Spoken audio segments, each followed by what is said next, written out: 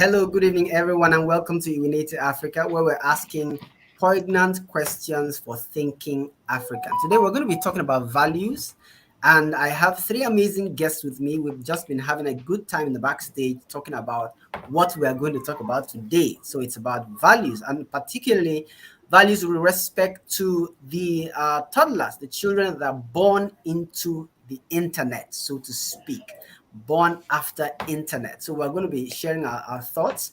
Ekuase is here. She is the CEO of Eripsni Limited, focused on raising teenagers, empowering people. She'll tell us more about herself and what she's doing. Zoe Octavia Obazee. I like to mention the entire name because it sounds so nice. It's awesome. She's the Zoe brand, the master of the pen and the mic. And with me also is Oluwaseyi Akinsola. He's doing amazing things in the UK and elsewhere with young men in his mentoring programs. So I'm going to start the question. We're going to be, it's a very energetic session. So I'm going to start the question with a two-in-one question. You will tell us a little bit about yourselves, and then you tell us about your childhood experience in terms of discipline, values, family values, and so forth. I'm going to start with Ekuase. Tell us a little bit about yourself and your childhood experience. Thank you so much, Coach Kenneth, Coach Sheyi, and Coach Zoe. Thank you, the listeners. I'm excited to be here. My name is Ekuase Egbe, also known as Exceptional Ekuase. By qualification, I'm an engineer, I'm an ex-banker, and now I'm a child transformational coach. I help parents and guardians like you equip their preteens and their teens with life skills, 21st century life skills, so that they can live extraordinary lives. Growing up, that was over 50 years ago, my parents tried. They disciplined us, they talked to us, but if you don't do the right thing, you'll be caned. That's right. That was what they knew at that time. And I was growing up, I was the sixth child of 9 children. All I needed to do was look at my senior ones. Once they look at you, you fall in place. So I really wasn't a difficult child, really, to while growing up. And I didn't like to be caned. You just tell me what to do, and I'll try to do it. But if I don't do it, I just know that I will be caned. And to God be the glory. My parents did do that because that's what they knew, and they wanted the best for us. I yield the Wow. mic. Thank you very much, Ekuase. Nice to hear that. Awesome. Awesome. So let's go over to Zoe Octavia Obazee, your intro and your childhood experience. All right, thank you so very much, Kenneth, for having me. Salutes to all of the Palanists here present. I was born in Freetown, the historic city in Sierra Leone. I was raised by my grandmother, following some very interesting life narratives. I lived in Sierra Leone for the first 8 years of my life. Lest I forget, my father is Liberian, my mother is Sierra Leonean. So I'm an African through and through. Wow. After the first 8 years of my life, my grandma and I survived the civil war in Sierra Leone, and we found our way to Nigeria. In Nigeria, we already had connections by reason of marriages to Nigeria. So I would interestingly add to that link, that connection, by several years later, getting married to yet another Nigerian of the Benin descent, a great and a great and godly man, I must say. And as of today, we are blessed with two gracious boys. So I'm proudly African wife and mother. Being raised by my grandma, she was a disciplinarian. In fact, for 35 years, she was in the police force in Sierra Leone. And she would say to me that for 30 years, not for 35 years, not once was she summoned on account of a wrong. That for her was a record. and she kept on ringing it in my head. But did my grandma cane me? I honestly would say that I know she did a few times. In fact, one time as a teenager, I was beginning to grow wings and she landed me a slap that took off one of my teeth. But that was in my teen years. But I Mhm. remember vividly as a child how my grandma corrected me. Each time I share it, persons thought it was odd, perhaps strange. Mm. My grandma exposed me to her faith very early, our Christian faith. So Mm. each time I erred, she would open the scriptures to me and show to me what I had done wrong. Mm. And it always happened that I would get sober and cry. And so she would say to me, now you kneel down and you talk to the God whom you have sinned against. And it worked every time.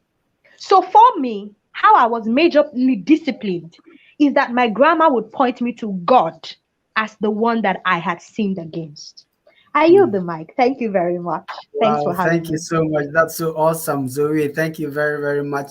Let's switch over to Sheyi, the man in the house, who will give a perspective, your Yes, intro, hello and your childhood everyone. experience. Yeah. All right, no problem. Good evening, everyone, and thank you very much, Mr. Kenneth, for this opportunity, and to the wonderful ladies in the house. Nice being here with you. Yeah, my name is The pleasure. Oluwaseyi Akinsola. I was born in Lagos, and I didn't grow up with my parents. I grew up with my uncle because we were living like in the same streets with my uncle then. So when my parents were to relocate to our own house then where he built, because he was renting an apartment then. So when he was relocating, so we have these things in the Yoruba culture that your children can stay with me, and we go there often. So just like rather instead of going, moving with Sheyi, because I was the firstborn, so just leave Sheyi there. So from then onward, and I was really young then. So from there, I've been with my uncle. So I grew up with him, and then my parents do come every weekend because they still come to where I live, to our former house for church. So from where we went to, which was Songwater, to Dokwemu in Agege. So that's been the distance. Anybody that knows that. So I grew up with my uncle. I was probably like the last born, to him because his own children were much older. So they were the one that really, disciplined me. Some beat me like nobody's business and all of that. But in it all, I think it has been good. And there's two things that stuck with me when I was growing up that my dad told me. That's because I do go home to my parents for holidays. So it only midterm and so when the school is on holiday, that's when I do go home. But in that experience, there are two things that my father told me that has been with me all through my life, even till now. And the number one thing is when they tell the child not to enjoy his highs, it's for his own sake, not for the sake of people around it. Because when anything happens to your eyes, you will be the one to suffer. You will be the one not to see.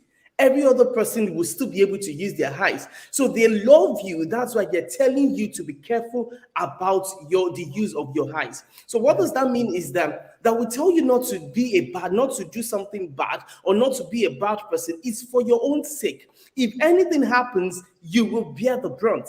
We would just, probably just sympathize with you, but you are the major person that will bear the brunt. And the second thing is that when you make it in life, you would have done so much for yourself before you remember that you have your parents somewhere. So that all of these for you to become someone good, for you to be better in life, for you to be successful in life, it's mainly for your own good. And that has actually been my drive because I'm not being good. I'm not doing all I'm doing for my parents, even though they will be a beneficiary of raising a good child, a good boy, and all of that. But it's mainly for me, and which is true. Yeah. Now I have my family, I have my children. Hardly do they come to mind. Do you understand? So I take care of my children because I'm responsible to them. But it's not that I've forgotten them, but they are not priority and they are not primary. So that really stuck with me. And that is one thing I would like to pass on to my children too, that what you're doing, you're not doing it for me. Though I'm your parent, I want to make sure you turn out in life. But when you take responsibility from a younger age, it helps you, because you now know that, the future you want to assume, the future you want to become, it takes, there's something, there's a posture that gets into it. You can't behave anyhow and get where you want to get to. So I would Thank you like to. very much. Awesome. Thank you so much. That's some of these lessons from parents, they are what sticks with you for life, and Yeah. it's Yeah. like a seed. And parents of today have a challenge to plant the seed to the next generation, and that's what we're talking about today: the values. Now, one of the things that I heard from some of us in the room today is the influence of the extended family on our lives. Zoe, you grew up with your grandmother. Shay, you grew up with your uncles, and I'm sure that influence existed in Ekwase's family as well. What I want us to talk about that I don't know whether to call it a dichotomy between the extended family system we experienced and the fact that your uncle could cane you without being afraid of how your parents Yeah. will respond, and today where we are more oriented towards the nuclear family. I want us to talk about that in the context of how are values communicated in African families. The question is, what's your opinion? What do you understand to be values in the African context, in the African family context, and how are they communicated in a typical family from one generation to another in your experience? Let me come back to Ekuase. That's right. Thank you very much. Now, what are values? Values, your behavioral trait, your character, your personal code of conduct. In those days, it was not just a parent, a father or a mother that trained up a child. The community. If you are just going down the road and you are not walking well or not properly dressed, and your neighbor sees you, by the time they call your name or pull your ears, you run and dress up. But what do we have now? Most people, even relatives, because everybody now is trying to, no, don't touch my child. I just want to have their own clothes neat. So it's changing. Communal training is becoming extinct. Yeah. And that's why we have a lot of issues. Values. What do you stand for? Who are you? It goes beyond buying something, and let's look at it. Are we really good role models? Most of these children really don't even listen to what you say. They are concerned about what you do. So look at a lot of these brothers, especially some that come for holiday, they defile many of these young girls and boys.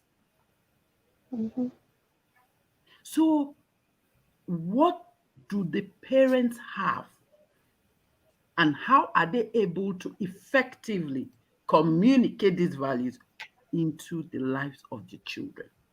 I want to just quickly state this, that whether it's Africa, whether it's any other continent, what are your family values as a close-knit family? What is your life? What's the vision of that home? What's the mission? What's the family? When we start looking at the family as an organization, whereby you have your vision statement, the husband will say, look, my wife, let's sit down. Where are we going as a family? Your vision, where are you going? You write it down.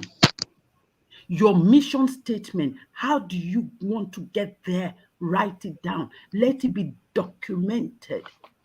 And then family values, not just in your head. Write these values down so that when these children come, even when they are in the tummy, you start speaking these values to them. You're going to dress properly.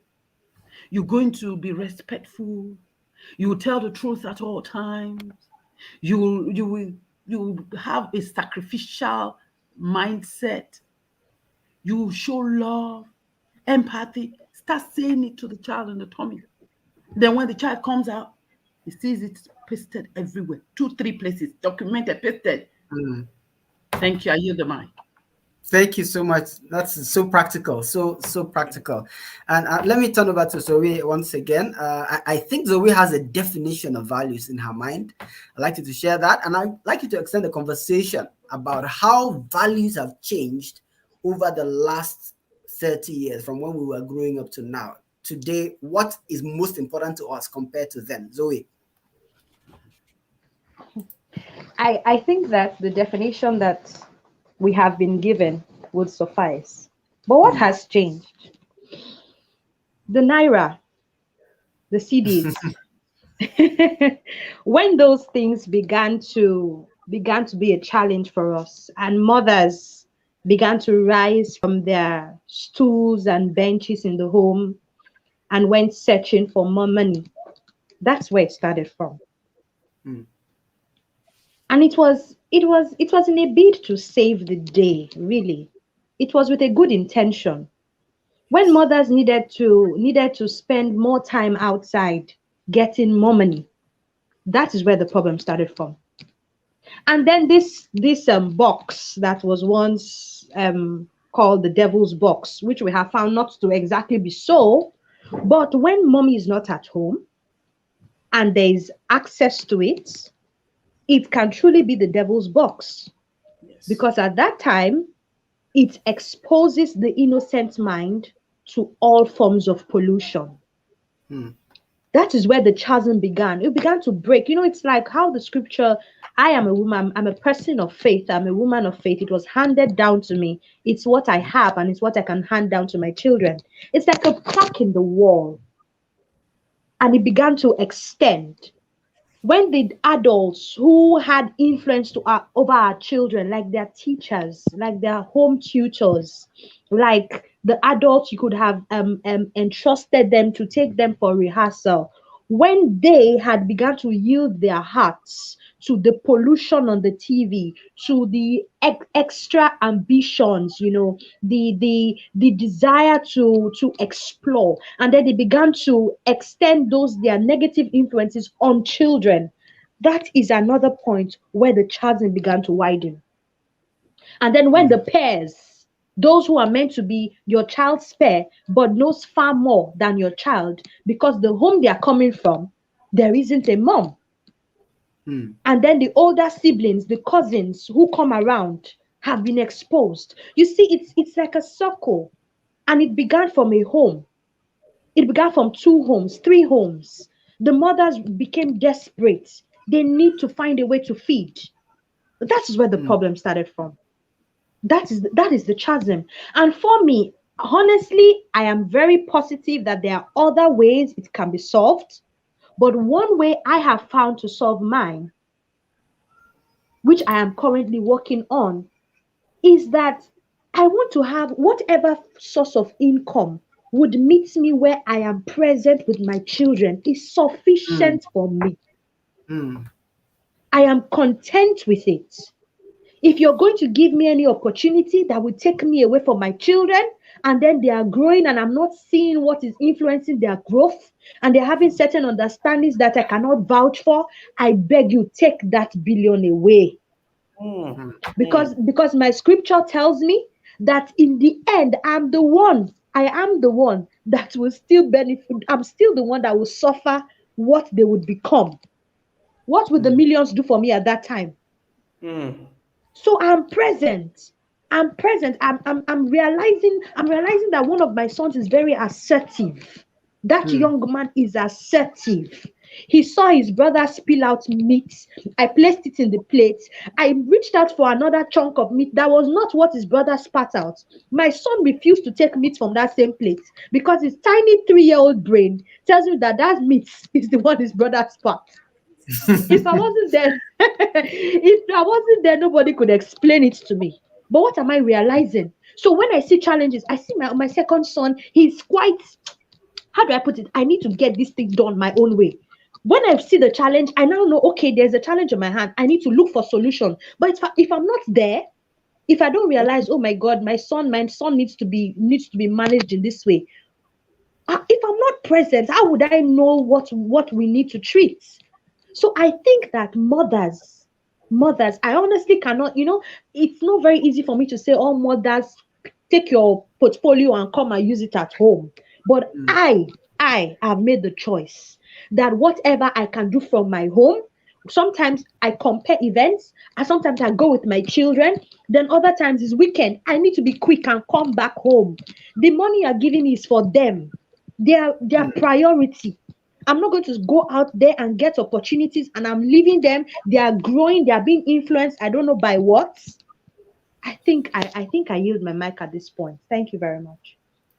Wow, that is awesome. Another practical tip: decide on a source of income that will help you to be present with your children, especially as a mother. And that comes, I will let Shay speak a little more to that in terms of, you know, if I define values as what is most important to us, money comes to the table, right? So Shay, as you Yeah. answer this question from your point of view as a man, the question about what do values mean to us as Africans, the question about how have they changed over the last 30 to 40 years. I'd like you to also speak a little more about where money's place is in all this. Please go ahead. Okay. Yes, it's fine. Thank you very much. And I'd like to start with the fact that we, there's some things that were handed over to us.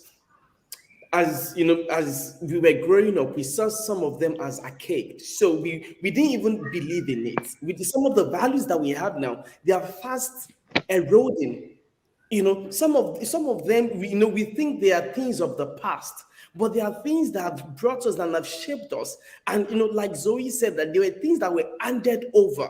But because we thought we are now, we are now in a globalized world, we are now, our eyes are open. So many of us, pass out those values. We just make them go. But I want to say that, in one of the things that make the gap is because we are not hybrid. We are not, we've not done an hybrid of both, of where we're coming from and where we are now, because there's a difference between it. There's a gap, there's a variance between it, and it is now when we bring them together and have an hybrid, that is when I think we can enjoy both times, because there were some values that were handed over to us, which was hard work, respect, you know, Mm. you being conscious about other people, giving an helping hand, doing all of these things. Those were some of the things that were handed over to us. You are in other people's business so that you can't see someone dying or someone needing something, and yet you take off your eyes. Those were some of the things. But in this day and age, sometimes it's none of my business. And those are some of the things that gets to us even on social media. When you see someone dying, someone in need of help, Mm. people bring out their phone just to record what is ongoing rather than saving a life. People are concerned about publicizing it to other people. It's part of our values eroding, because that was not how we got here. That was not what Mm. was happening before. That was not what was handed over to us. But because many of us, or many young people, are chasing after clouds, many young people just want to be famous. That is what is now making the gap wider. Mm. And now to bring it back home, some of this thing again is because we think we know too much. Now, it's not even affecting the home as a family, the family setting. How many men are at home? How many men are playing their parts in raising up a child? How many men, like Ekuase said, how many men have even, how many families even have a vision or even know what the values are about? Because even so, the women are really doing their best. But now, what I want to say is there needs to be a balance. There's a part a man plays, there's a part a woman plays. And when I think about this, it's about when you need to carry something. When you use both hands, there's balance. But when you use one hand, you're still carrying it, but it's spilling out, it's Mm. going away. And so the man or the men in the house, are we there? Are the men taking their place? Because the fact that the men are not taking their place, or the men are not taking responsibility, and that's why many men are, they're nowhere to be found. All they know is they just want to give birth to children. They just want to meet a woman, but they are not ready to take responsibility of raising the child, of instilling these values. And this was not what it was when when we were being raised up. So, and Wow. again, so the second part of it is now about money. Mhm. Money, they said, is the root of all, is the love of money. But money is good. Like Zoe said, is how do you balance it? It's all about balancing. It's all about having a good view of everything. Juggling it together, and one not suffering for the other. Money is good. You need money to train your child. You need money for your child to go into, for a good education. You need money you need money for your children to have exposure. Exposure is good. You need money for all of these things, but you also have to prioritize, how is this child growing. 10 years down the line, the money you have today may not be able to save the child. Mm. Wow. So how am I getting this money? As I'm going for the money, hope I've not left what is important, because it's not even about us. And what we don't know as children, as parents, is that it's not even our child or our children that we are training. It's their own children. It's we are training our grandchildren, not our children, because whatever we pass on is onto our grandchildren. And it's not more about what we say to them, it's about what they see us do. There are some things that are taught, and there are some things that are caught. Many times our children, as old, and in this computer age, a 3-year-old can tell you, I have a 4-year-old, it corrects us, it corrects me, it does so many things. There are some things that I wonder where he got it from, but it's because he's observing, he's looking at what is happening in the house. There are some things that he was never taught, but because he can see them, because he can see it in the house, because he could catch them, then it becomes a part of him. Now it's like, what are we doing even in the house? Is the father available? Is the father present? Because many fathers, we think all we need is for our money to be present, that we don't need to be present. But because it's raising them emotionally, they have to be raised. It's not only about being physically at home as a father. Gone are the Yeah. days, we all run away when our father is coming home. Now the children want to bond. The boy child wants to see a mirror, wants to see someone he could look like, wants to see how his future is going to be. The girl child wants to see someone his future partner would look like, wants love, wants that emotional connection, wants someone that he could play with, and he could bond with. All right, Shay, I have to stop you for a Yes, bit. I mean, we could go on and on this, but I exactly. Sorry. appreciate your thoughts so much. And thank you, Abigail, for your thoughts. Abigail says, I align with Zoe, left my job 10 years ago so I can be near my kids and show and know them.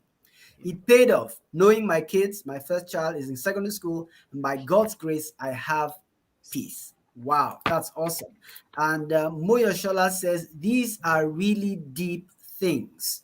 Wow, yeah, and definitely very deep. Serious decisions to be made by parents, serious learning for fathers like myself.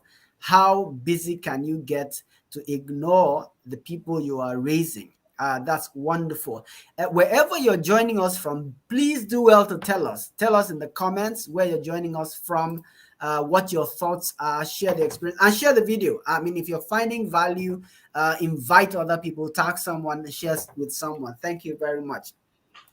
All right, we're going to go a little further, and I would like to now hone in on mothers, because the topic of this conversation focused a little bit on mothers, mothers of the 21st century, mothers who have to deal with children who are so enthusiastic about their phones, about the tablets, mothers who are raising children exposed to today's internet, today's TV. How do they manage? What do you think are the difficulties young mothers face today with respect to raising children? Let me come back to Ekuase, Coach Ekuase. Yes, thank you, Coach Kenneth, and thank you, Coach Shei, for those insights. Very deep indeed.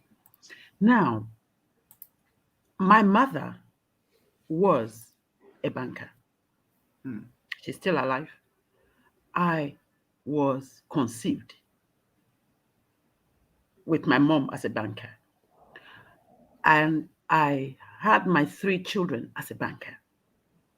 But I knew greatly that I had limited time with these children. So bringing it home, mothers, I agree with Coach Zoe. There are some jobs that really can make you really can be, always be there. But thank God for some of the dividends of the COVID, this hybrid now. You find that a lot of companies can now work from home for some days and then go to the office for some days. While the whole world was, stay at home, you found out that life had to go on.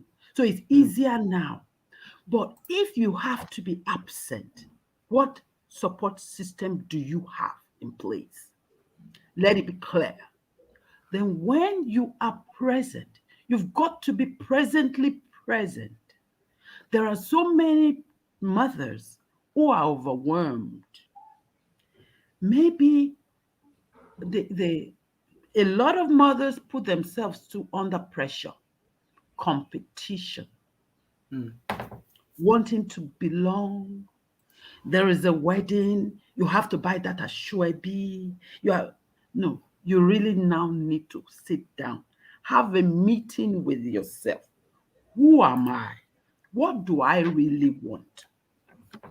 I tell you, Ziegler said, love to children is spelled Time. Time. Many children are not being listened to. Many parents are present but don't speak with their children.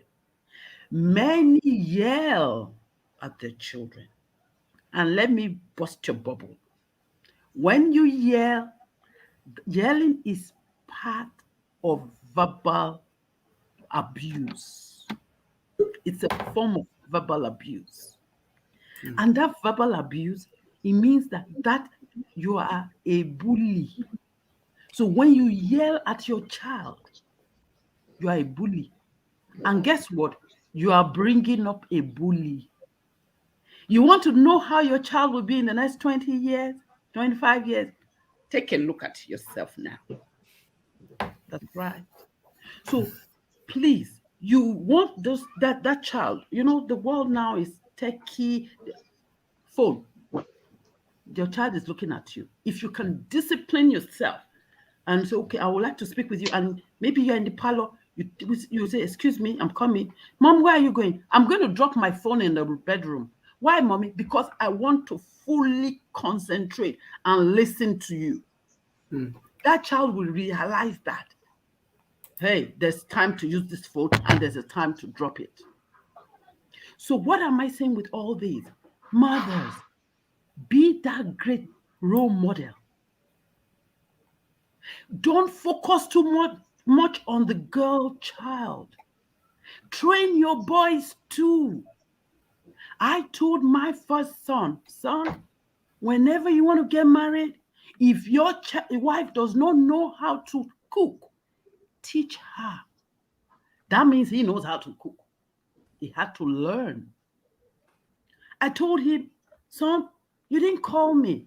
Oh, mom, you have to learn how to call me when I've not gotten home. Because when you get married, this is how you should call your wife. What am I saying? I'm trying to ensure that he is a good husband and a good father. This is very deep. So please don't focus too much. Oh, the girl, no, now the girls are rebelling. And guess what? The mothers are rebelling. And many of the fathers are hurting from the upbringing they have from their parents. A lot of resentment, a lot of anger, a lot of hatred. And guess what? They carry all this baggage and go and pour on their wife and on their children. So, you want to cane? You can cane, provided it's been stated, these are the offenses and these are the punishment. Let it be documented. Let the child know, and they can take it better.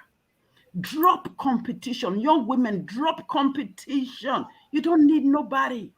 No. Be you, love you. You are great. You are great. There is greatness in you. You've got this. You are hardworking. Show it. I yield the mic. Well, thank you very much, Coach Ekuase. Wow. I know that anyone watching will realize that we have amazing speakers today.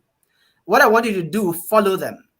Connect with them on LinkedIn, follow them on Facebook, check them on Instagram, wherever it is they are. And you may want to book a session. We may want to book a session for deeper conversations around these topics, because this is what they do. This is what they do in one way or the other, whether it's with men or with women or with children, and they have seen the realities in our world today, especially in our part of the world where there are a lot of people who are copying that we don't need to copy, because we're missing it. We're copying a lot of things we don't necessarily need to copy.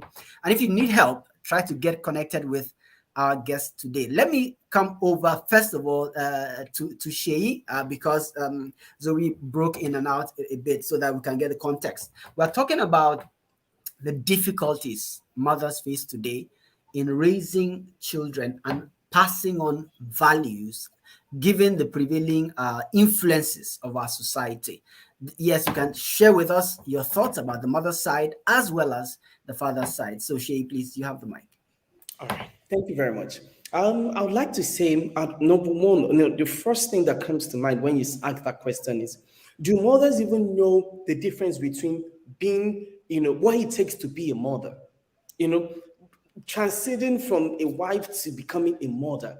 Do mothers even know? Because now young ladies are getting married, and and they're giving birth, but they don't really know what it takes to nurture a child. And that's one. The second one is they don't really want to know what it takes to nurture a child. So so that's like, sometimes that's like the dilemma. So it's now about what they think is right or what they think they know. That is what they're now using to bring up the child. So because many young people, they don't want to learn, they don't want to read, they don't want to get information, they don't want to know how best to bring up their children. So some of them are just guessing, they are just coasting. Probably this could be the right thing I'm doing. So they don't even know the right thing, but they're just suggesting what could be right and what could be wrong. So that is what they're doing in raising their children, because they don't even know the right thing. They're not ready for that motherhood yet. So they got married, probably as young, but they're not prepared for it. So they don't know how to switch from being a wife to being a mother. So that's one thing that we need to know. If there's anybody out there, you're a mother of toddlers, or a young mother, seek knowledge. We have so many information out there. There's Coach Zoe here, she can help. There are people that have gone, that they know these things. Having a conversation with them, you will learn one or two things. Knowledge is important, because when we know the right thing, then we can know something that deviates from the right thing.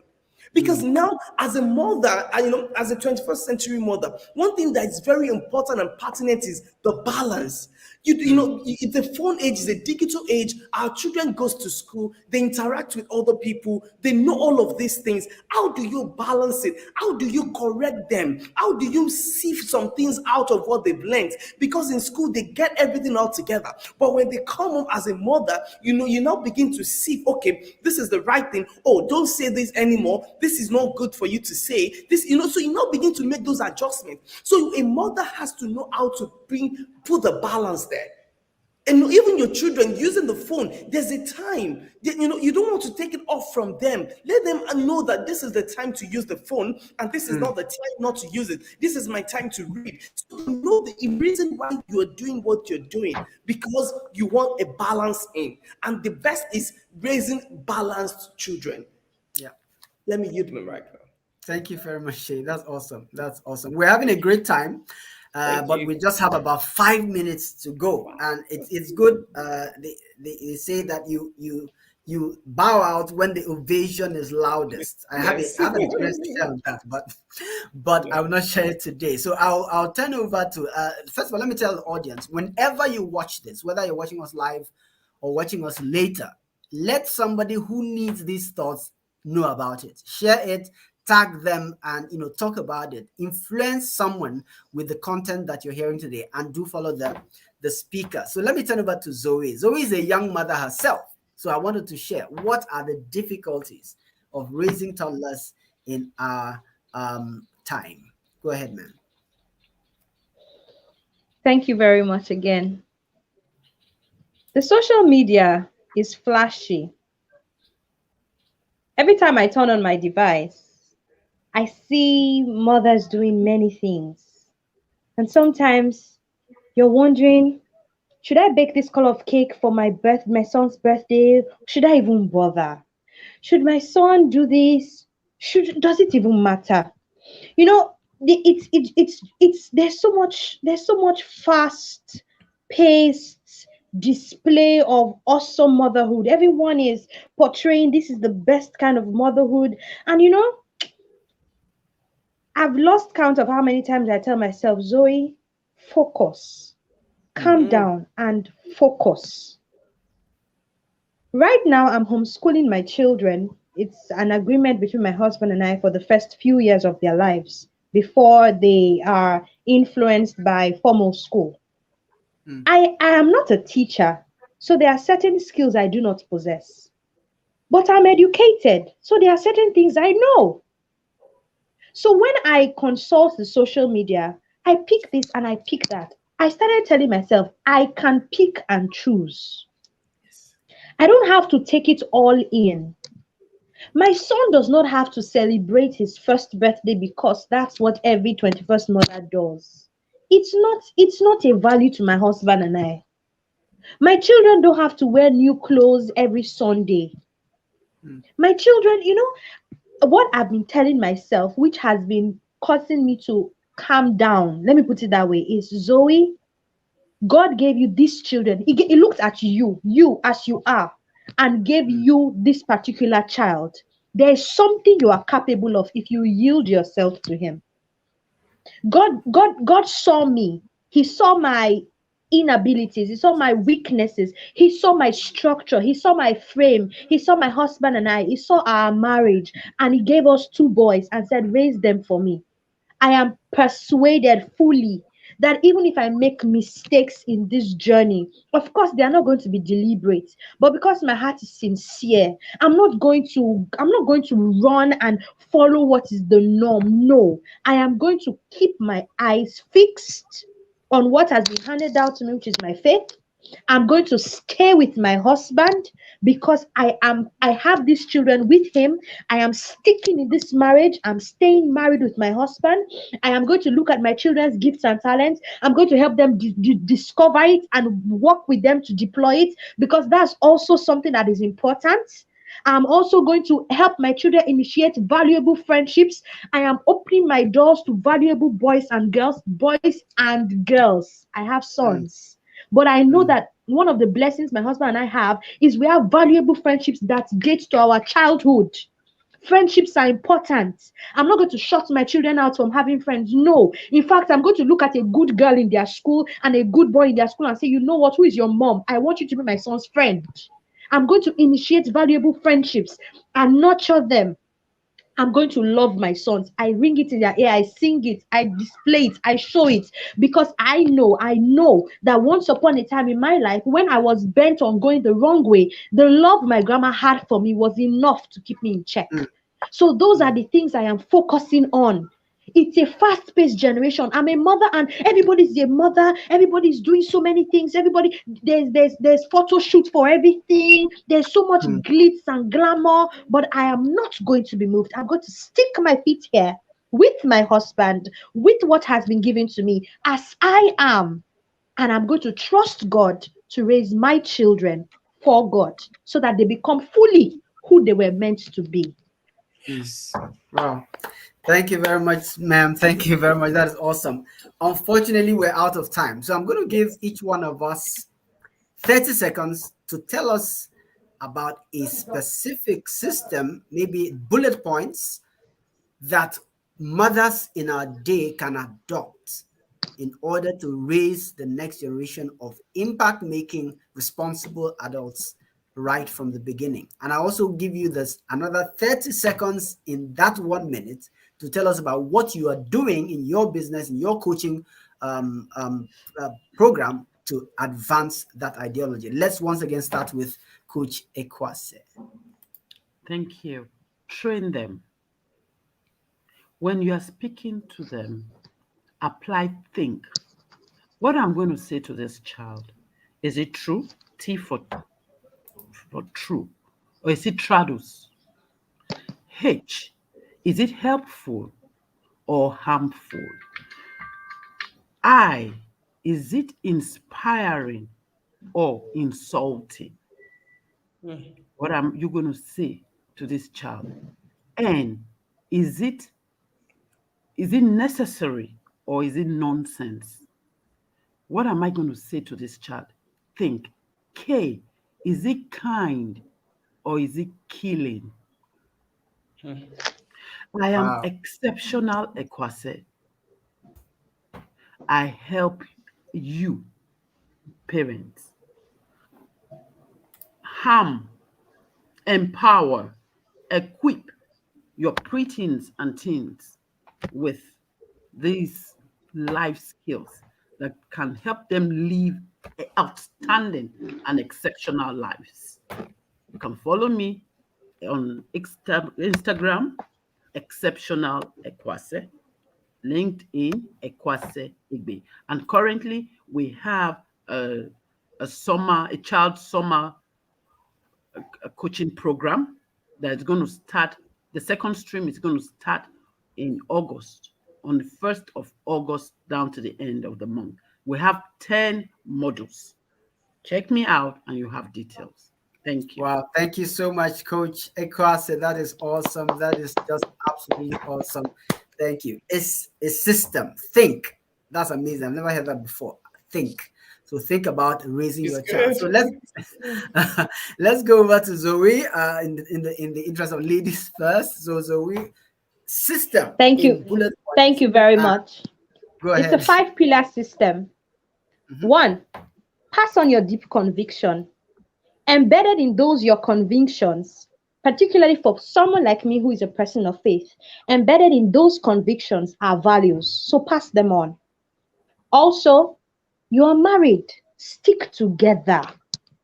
It is vital.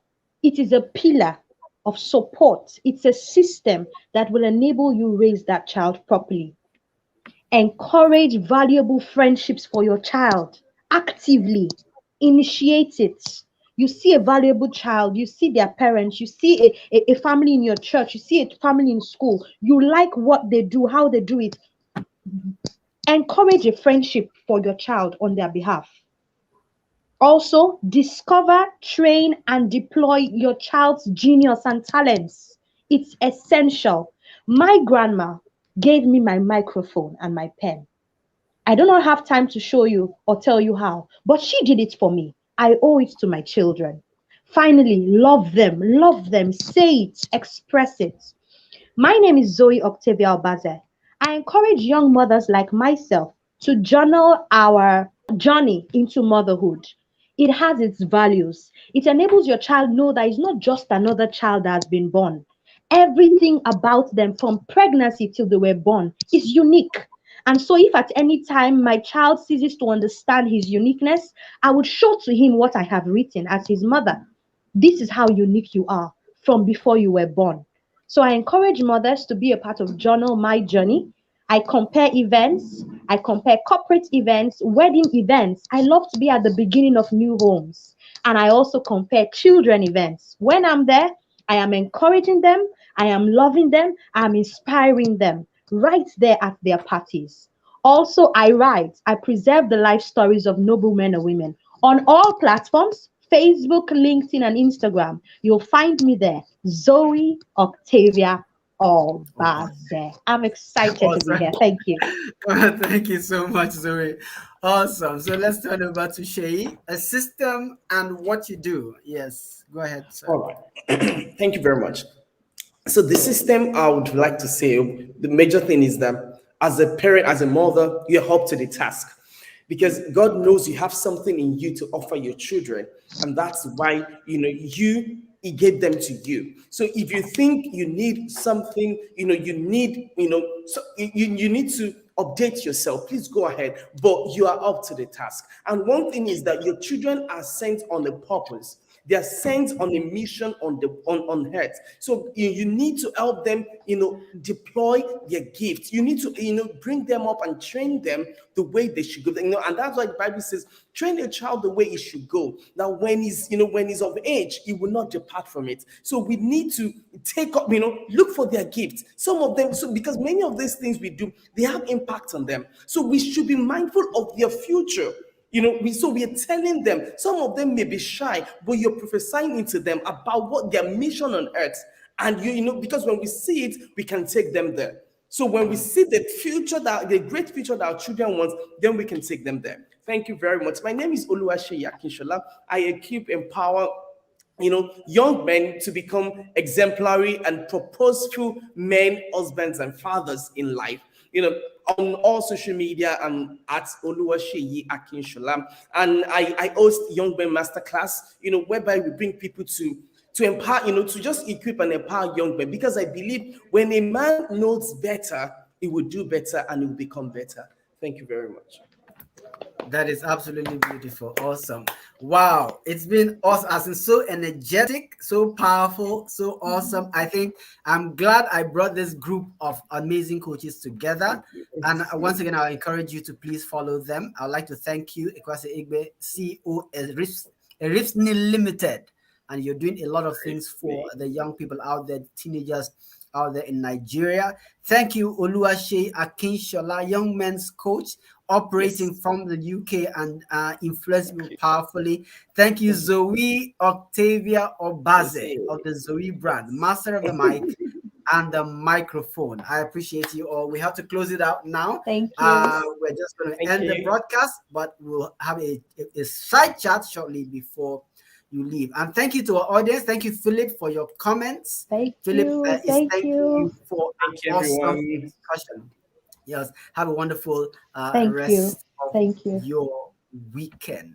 Bye. Bye.